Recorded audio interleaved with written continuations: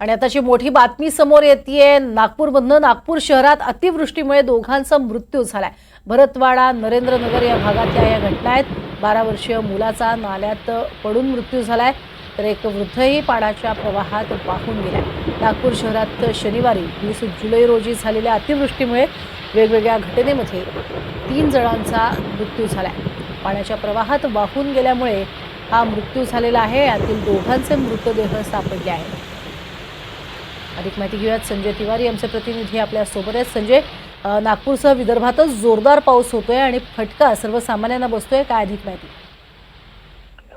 बरोबर प्रश्न, जसं आता आपण सांगितलं, शनिवारी 20 जुलै रोजी जी अतिवृष्टी झाली नागपुरात, सकाळी 8 ते दुपारी 11:30 पर्यंत 135 मिलीमीटर पावसाची नोंद करण्यात आली।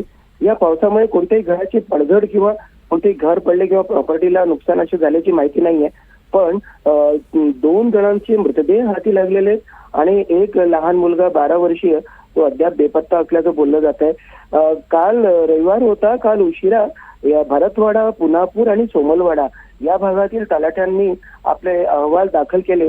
त्यामध्ये ही माहिती मिळाल्याचं जिल्हाधिकाऱ्यांनी सांगितलंय। श्यामनगर आणि पुनापूर भागातील 52 वर्षीय भोजराज पटले ते नाल्याच्या बाजूला उभे होते आणि पूर पाहत होते। त्यांचा पाय घसरून ते पाण्याच्या प्रवाहात वाहून गेले। त्यानंतर त्यांचा मृतदेह सापडला। तसंच नरेंद्रनगर भागातील सुधा वेरुळकर या 85 वर्षाच्या मानसिक रुग्ण असलेल्या महिला, त्या सुद्धा महिला वाहून गेल्या, त्यांचा पण मृतदेह सापडला। पण 12 वर्षीय श्रावण तुळसीकर हा मुलगा मोहननगर बाबा परिसरात नाल्याच्या बाजूने खेळत होता, पण पाण्याचा प्रवाह अचानक आल्याने तो वाहून गेला। त्याचा अजून काही ठाव ठिकाणा कळलेला नाहीये।